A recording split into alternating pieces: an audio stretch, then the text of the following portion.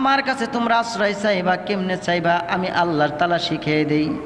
আল্লাহর নবীকে ডাক দেয়া বলতেছেন, কুল আউযু বিরাব্বিন নাস, কুল আউযু বিরাব্বিন নাস।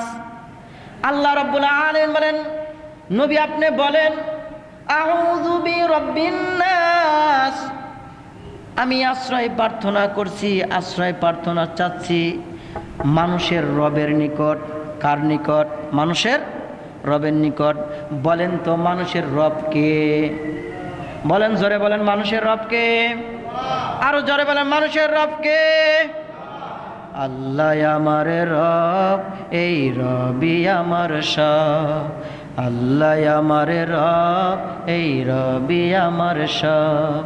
দমে দমে তনু মনে তারি অনুভব, দমে দমে তনু মনে তারি অনুভব। আল্লাহ আমার রব, এই রবি আমার সব। আল্লাহ আমার রব, এই রবি আমার সব। খুদা তোমার দুনিয়াতে আমি আর না কিছু চাই, অথই নিয়ামতে ডুবে আসি যে সবাই। খুদা তোমার দুনিয়াতে আমি আর না কিছু চাই, অথই নিয়ামতে ডুবে আসি যে সবাই। পাক ফাকালির গানে শুনি তো জিবি কলরব, তো জিবি কলরব। আল্লাহ আমার রব, এই রবি আমার সব। আল্লাহ আমার রব, এই রবি আমার সব। আমার রবকে জোরে বলেন, আমার রবকে? আল্লাহ আমার রব, আল্লাহ আমার সব। আল্লাহ তাআলা ডাক দিয়ে বলতেছেন, তুমি আশ্রয় প্রার্থনা চাও মানুষের রবের নিকটে। রব অর্থ পালন কর্তা, রব অর্থ পালন কর্তা, যিনি পালন করেন, প্রতিপালক। রব অর্থ পালন কর্তা, রবের কাছে প্রার্থনা চাইতে বলছেন আল্লাহ। এরপরে রাত আল্লাহ রব্বুল আলামিন বলেন মালিকিন নাস। মালিকিন নাস মানে মালিক মানে শাসনকর্তা, যিনি আমাদেরকে পরিচালনা করতেছেন তিনি হলেন মালিক। আল্লাহ রব্বুল আলামিনের হাবিবকে বলতেছেন, নবী আপনি মানুষের যে মালিক, মানুষের যে মালিক, ওই মালিকের কাছে আশ্রয় চান। এরপরে বলতেছেন ইলাহিন্নাস। ইলাহিন্নাস, ইলাহা মানে উপাস্য। আমরা কার ইবাদত করি? জোরে বলেন, কার ইবাদত করি? আল্লাহ তাআলার উপাস্য, একমাত্র উপাস্য। জিনার ইবাদত ছাড়া অন্য কারো ইবাদত করা আমাদের জন্য হারাম। একমাত্র আমি আল্লাহ রাব্বুল আলামিনের ইবাদত করব, অন্য কারো গোলামি করব না।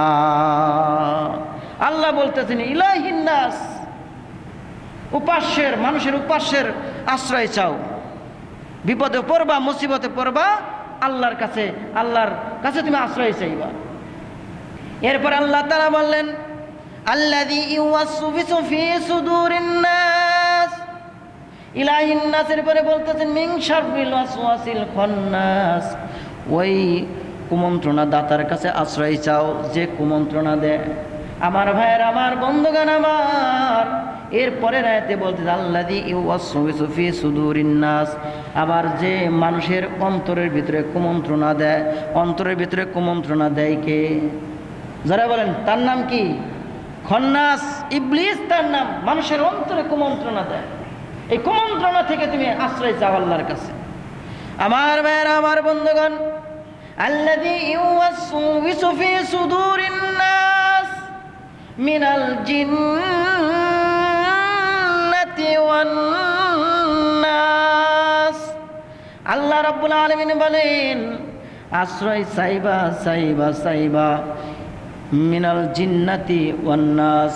মিনাল জিন্না অর্থাৎ জিন থেকেও, আবার মানুষ থেকেও। এখন বলতে পারেন মানুষ থেকে আবার কেন আশ্রয় চাইব? মানুষের দোষ কি? কারণ মানুষের ভিতরেও কিন্তু একটা করে শয়তান আছে, বলছি না? মানুষের ভিতরে একটা করে শয়তান থাকে। আর এই মানুষের কাছ থেকে আশ্রয় চাওয়ার মানেই হইল মানুষের মধ্যে কিছু মানুষ আছে যেই মানুষের মধ্যে শয়তানের প্রভাব আছে, যেই মানুষগুলো শয়তানের কাজটা মানুষে করে, যেই কাজটা শয়তান করে ওই কাজটাও কিছু মানুষ করে, বুঝছেন? যেই কাজটা শয়তানে করে ওই শয়তান এর কাজটা কিছু মানুষ ওই শয়তানের মতো কাজটা করে। দেখবেন কিছু মানুষ দিনভর খালি গীপত নিয়ে থাকে, পর সমালোচনা নিয়ে থাকে, অমুকে এইটা করলো, অমুকে ওইটা করলো, অমুকে ওই কাজ করেছে, অমুকে ওই কাজ করেছে। গীপত করা মুসলমানের জন্য হারাম, গীপত করা যাবে না।